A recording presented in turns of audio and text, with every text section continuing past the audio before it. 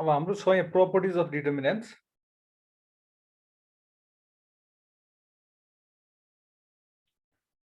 अब यो चाहिँ एकदमै नै इम्पोर्टेन्ट छ है, properties of determinants चाहिँ धेरै नै एकदमै इम्पोर्टेन्ट छ। अब यो लगभग हाम्रो 7-8 वटा जति छ हाम्रो मेन propertiesहरु चाहिँ, तिनीहरु हामी डिस्कस गर्छौं है। अब यो फर्स्ट property छ हेर, के छ भन्दा the value of the determinant remains unchanged if corresponding rows and columns are interchanged भनेको छ है। अब रो र कोलमलाई इन्टरचेन्ज गरेर बनाउने म्याट्रिक्स भनेको त हाम्रो ट्रान्सपोज अफ अ म्याट्रिक्स हो नि त हैन। भनेपछि ट्रान्सपोजको डिटर्मिनेन्ट र हाम्रो यो ओरिजिनल म्याट्रिक्सको डिटर्मिनेन्ट चाहिँ रिमेन्स अनचेन्ज भनेको मिनिङ के भन्दा यहाँ छ, तिम्रो सर्टकट सिम्बलमा बुझ्दा भइहाल्यो। डिटर्मिनेन्ट अफ ए ट्रान्सपोज र डिटर्मिनेन्ट अफ ए है, यो डिटर्मिनेन्ट अफ ए चाहिँ इक्वल हुन्छ। भनेपछि के बुझ भन्दा कुनै पनि एउटा म्याट्रिक्स र त्यसको ट्रान्सपोजको डिटर्मिनेन्ट चाहिँ सेम हुन्छ क्या। जस्तो एउटा एक्जाम्पल भनौँ न, ल एउटा हाम्रो 1 2 3 5 7 9 अनि अर्को 0 0 5। ल यो एउटा म्याट्रिक्स छ, बुझ्यौ? यसको डिटर्मिनेन्ट निकाल्न सक्छौं तिमी हैन? अब हामीले डिस्कस गरिसकेका छौं। यसको डिटर्मिनेन्ट निकाल्न कति आउँछ है? यसको डिटर्मिनेन्ट र यसको ट्रान्सपोजको डिटर्मिनेन्ट के, ट्रान्सपोज भनेपछि यसको ट्रान्सपोज भने कति हुन्छ? 1 2 3 जुन यो रोमा छ त्यो कोलममा आउँछ हैन? अनि 5 7 9 जुन सेकेन्ड रो छ यहाँ सेकेन्ड कोलम बनाउने, अनि 0 0 5 हैन? यो भनेको यसको ट्रान्सपोज हो नि हो। यसको डिटर्मिनेन्ट निकाल अथवा यसको डिटर्मिनेन्ट निकाल, दुईटैको डिटर्मिनेन्ट के आउँछ भन्दा सेम आउँछ है। ठीक छ? यसलाई हामी यो प्रपर्टी के हो? First property, determinant of a matrix and determinant of its transpose are equal.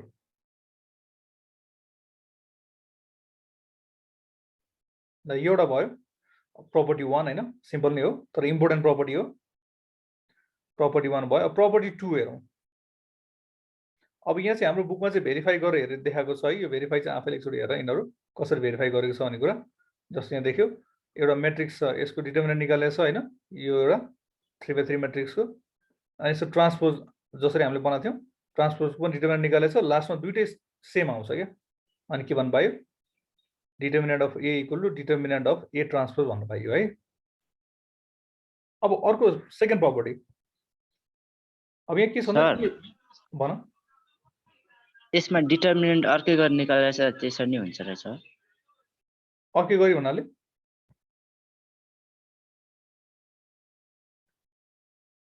Determinant निकाल्दा हैन, त्यही गरी निकाल। यहाँ हेर न, a1 a2 a3 हैन, a1 a2 a3। अब तिम्रो -1 को होल पावर यहाँ 1 + 1 गर्दा हैन, एउटा पोजिटिभ हुन्छ, एउटा नेगेटिभ हुन्छ, एउटा पोजिटिभ हुन्छ, त्यही हैन त? त्यही तरिकाले निकालेको छ। हो सर, त्यही हो।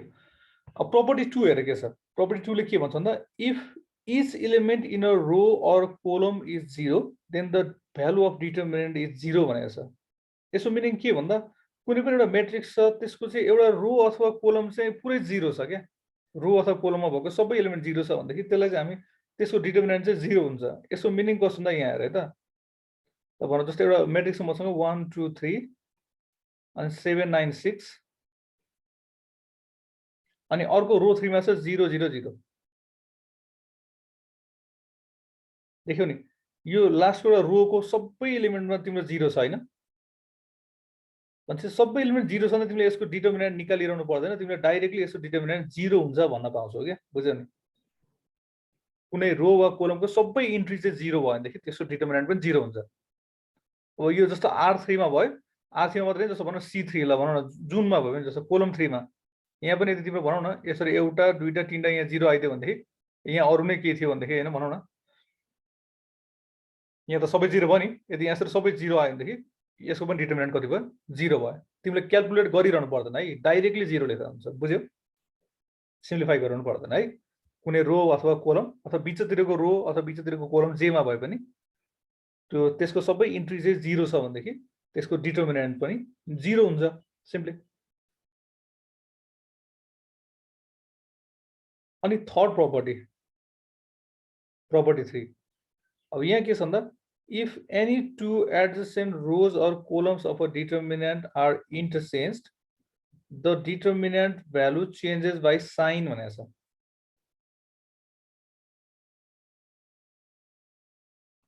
अब यहाँ के भन्नु खोज्यो होला त any two adjacent rows or columns of a determinant are interchanged, the determinant value is changes by a sign भनेको यसो मिनिङ के हो म तिमीलाई एउटा एक्जाम्पलबाट सिकाउँछु जस्तो तिमीसँग एउटा डिटर्मिनेन्ट छ है बनाउनु एउटा सिम्पल जे राख्नु भयो 1 2 3 अनि 5 6 7 अनि 8 9 2 भनौँ ल यो छ भन्दा कि तिमीले यो मैट्रिक्स को डिटर्मिनेन्ट यो भनेको त हाम्रो डिटर्मिनेन्ट सिम्बल भयो डिटर्मिनेन्ट हो यसलाई मैट्रिक्स भन्ने हैन यो डिटर्मिनेन्ट हो यो डिटर्मिनेन्ट भयो अब सँगैको कुनै रो अथवा कोलम इन्टरचेन्ज गर्यो रे के इन्टरचेन्ज भनेको साट्ने के जस्तो भनौँ ल मैले सपोज यो दुईटा इन्टरचेन्ज गरेँ के इन्टरचेन्ज गरेँ भन्दा यो भनेको C1 र C1 र C2 इन्टरचेन्ज गरेँ ल यसलाई इन्टरचेन्ज गर्यो भने कस्तो डिटर्मिनेन्ट बन्छ अब 5 6 7 चाहिँ यहाँ आउने भयो हैन अनि 1 2 3 चाहिँ यता जाने भयो हैन अनि लास्टको चाहिँ एज इट इज छ है 8 9 2 चाहिँ एज इट इज छ ल हेर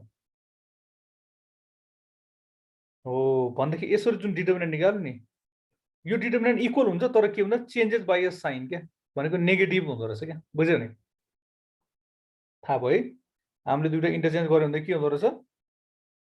डिटर्मिनेन्टको भ्यालु सेम हुन्छ but it changes by a sign यसो नेगेटिभ हुन्छ क्या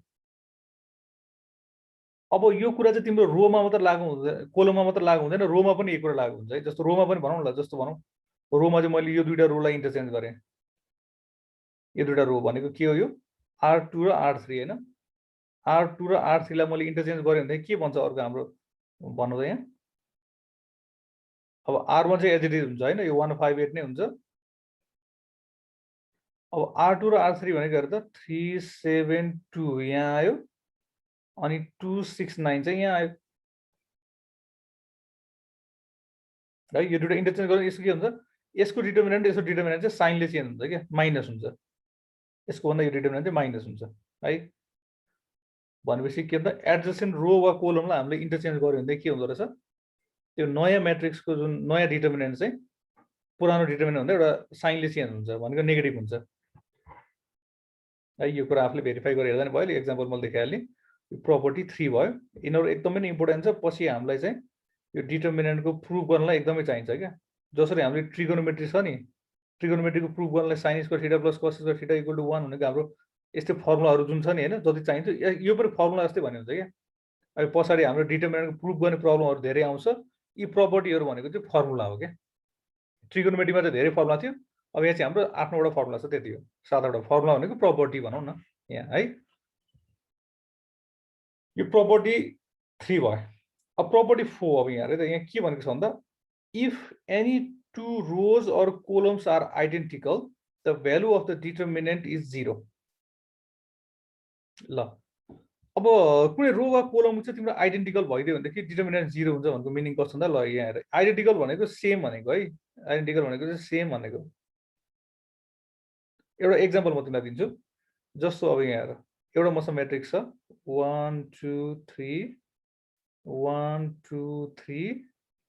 and 0 1 2 ल अब यहाँ हेर त जस्तो रो 1 र रो 2 को एलिमेन्ट चाहिँ आइडेन्टिकल सेम आयो क्या हैन 1 2 3 1 2 3 छ कि छैन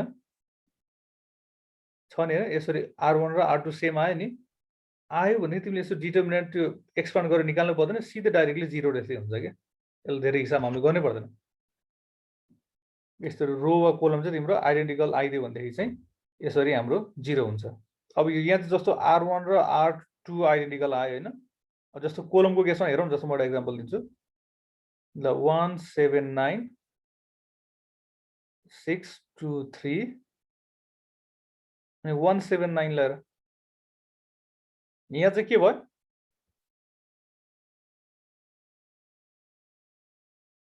यो हाम्रो C1 र C3 आइडेन्टिकल भयो हैन हेर त सेम भयो भएन 179 179 सेम भयो अब यो आइडेन्टिकल भएपछि यसको डिटर्मिनेन्ट तिमीले एक्सपान्ड गर्नै पर्दैन सिधै 0 लेख्दै हुन्छ है भनेको है यो प्रपर्टी चाहिँ त्यही हो if any two rows or columns are identical the value of the determinant is 0 ठीक छ यो भयो हाम्रो प्रपर्टी 4 है प्रपर्टी 4 ले यो भन्छ सर भन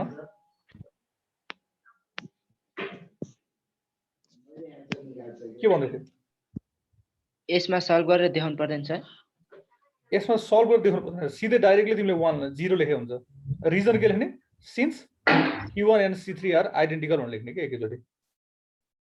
सल्भ गरेर पर्दैन है अब त्यसैको लागि त हामीले यो पायो नि यो प्रपर्टी हामीले किन सिक्दैछौँ भन्दा फेरि यसलाई डिटर्मिनेन्ट सल्भ गर्नलाई लामो हिसाब गरेर गर्नु नपरोस् यो प्रपर्टी अप्लाई गरेर सिधै 0 लेख रिजन लेख्यो क्या since C1 and C3 are identical लेख यहाँ चाहिँ since R1 and R2 are identical भनेर लेख्ने त्यसको लागि सल्भ गर्नु पर्दैन है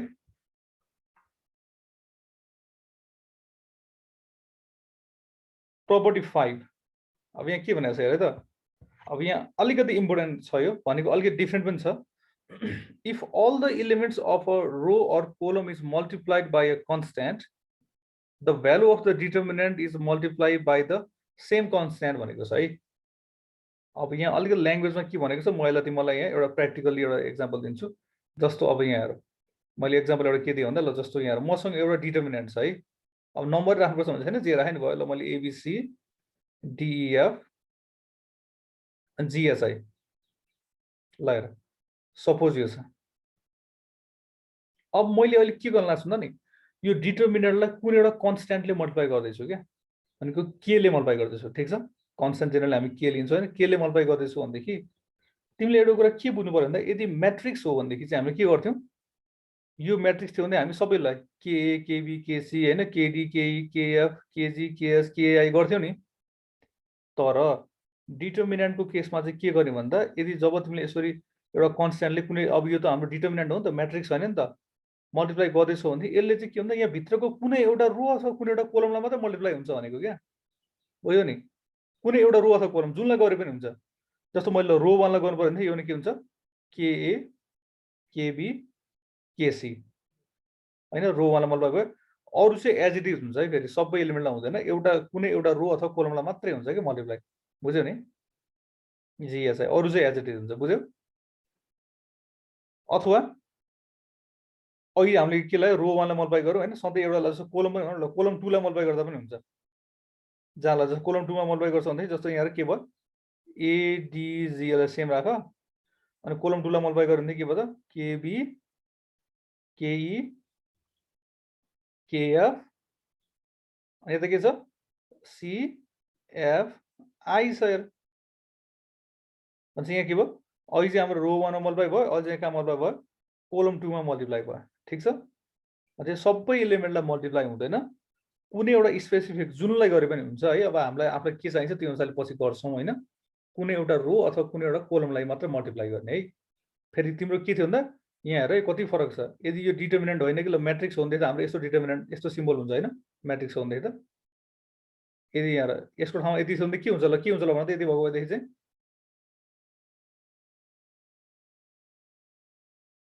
यदि हाम्रो यसरी म्याट्रिक्स थियो भने त के हुन्थ्यो सबै एलिमेन्टलाई मल्टिप्लाई हुन्थ्यो हो कि हैन म्याट्रिक्स भएको केसमा चाहिँ यसरी तर डिटर्मिनेन्ट छ भन्दै चाहिँ के हुन्छ एउटा मात्रै रो अथवा कोलममा मल्टिप्लाई हुन्छ है त्यो कुरा जान्ने प्रपर्टी 5 भयो प्रपर्टी 6 हेर यहाँ के भन्छ if each element in a row or column is the sum of the two terms the determinant can be written as the sum of two determinant भनेको छ ल हेर यहाँ एउटा ध्यान दिनुपर्ने कुरा छ यहाँ र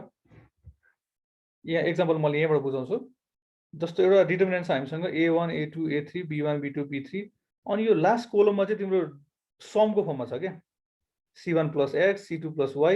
c3 plus z छ भनेदेखि यसलाई दुईटा टुक्रा सम अफ डिटर्मिनेन्ट यसरी बनाएर राख्न मिल्दो रहेछ क्या कसरी भन्दाखेरिमा चाहिँ यहाँ र a1 a2 a3 b1 b2 b3 यो सेम छ a1 a2 a3 b1 b2 b3 अनि अब चाहिँ के भन्दा यसरी यो c1 c2 c3 लाई राखेर है c1 c2 c3 लाई राखेर भनेको यसलाई राखेर प्लस अनि अब अर्को जोड चाहिँ यतापट्टिको एलिमेन्टलाई राखेर क्या भनेको x y z लाई राखेर हेर त यो सुरुको दुईटा त एज इट इज छ a1 a2 a3 b1 b2 b3 अनि अब चाहिँ कुन एलिमेन्ट राख्ने अब अघि यो राखिदियो भने अब चाहिँ x y z है यसो राख्न मिल्छ बुझ्यो अब यो कुरा चाहिँ कोलममा अप्लाई गरियो यो सेम कुरा रोमा पनि अप्लाई हुन्छ है जस्तो म एक्जाम्पल भनौँ न ल एबिसी अब डी प्लस एक्स छ है अनि भनौँ न ल ई प्लस वाई छ अनि एफ प्लस जी छ होइन अनि यहाँ के भन्छ ल एचआइजे छ भनौँ ल एफ प्लस जेड जेड छ है यहाँ छ भनेदेखि एफ प्लस जेड यदि यहाँ छ भनेदेखि अब यसलाई पनि तिमीले अघिको त दुईटा टुक्रा पार्ने के हुन्छ भन्दा एकचोटि यहाँ सुरुमा चाहिँ के त एबिसी अनि डिइएफ अनि के त एचआइजे एचआइजे भयो भनेको मैले चाहिँ सुरुमा के लिएँ डिई र एफ र लिएँ प्लस अब गऱ्यो भने के हुन्छ भन्दा अब अर्को चाहिँ एक्सवाइजेडलाई लिएर क्या अरू एज इट इज है एबिसी एज इट इज भयो अब यहाँ चाहिँ के आउने भयो अघि हामीले के लियौँ डिइएफ लियौँ भनेदेखि अब चाहिँ के लिने एक्सवाइजेड लिने एक्सवाइजेड अनि के त एचआइजे यसरी पनि लेख्न मिल्छ भनेको क्या यहाँ बुकमा चाहिँ कोलमलाई लिएर गऱ्यो मैले यहाँ चाहिँ रोको एक्जाम्पल दिएँ यो एक्जाम्पलहरू साह्रो यहाँबाट पनि धेरै क्लियर हुन्छ यसलाई चाहिँ हामीले यसरी पनि लेख्न मिल्छ भन्ने कुरा भनेको यदि कुनै रो अथवा कोलम चाहिँ तिम्रो समको फर्ममा छ भनेदेखि यसलाई दुईटा टुक्रा डिटर्मिनेन्ट बनाएर पनि यसरी राख्न मिल्छ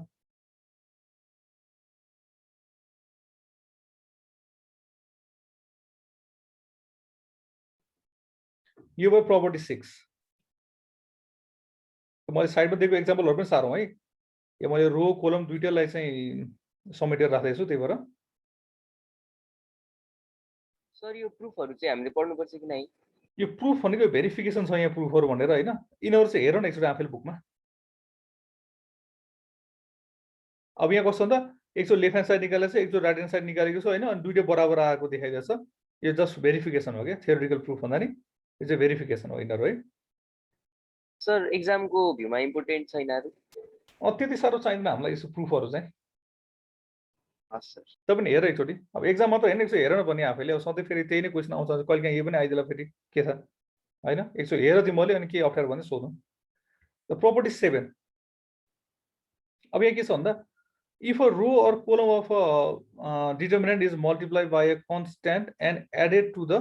corresponding element of some other row or column then the value of the determinant remains same भनेको छ है अब यहाँ तिमीले देख्दाखेरि अलिकति के अप्ठ्यारो जस्तो लाग्यो म यसले भन्नु खोजेको कुरा के म तिमीलाई सिकाउँछु है त यसले भनेको किन जस्तो तिमीसँग एउटा म्याट्रिक्स डिटर्मिनेन्ट छ है ल हाम्रो एबिसी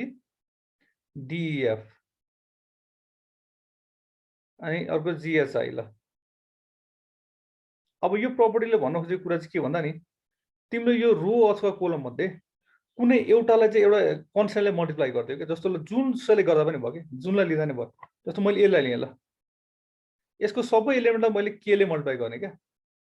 केले मल्टिप्लाई गरेँ अनि कुनै एउटामा लगेर जोड्ने क्या भनेको यो रोमा लगेर यो कोलममा जोड्दै नि भयो अथवा यो कोलममा जोड्दै नि भयो ल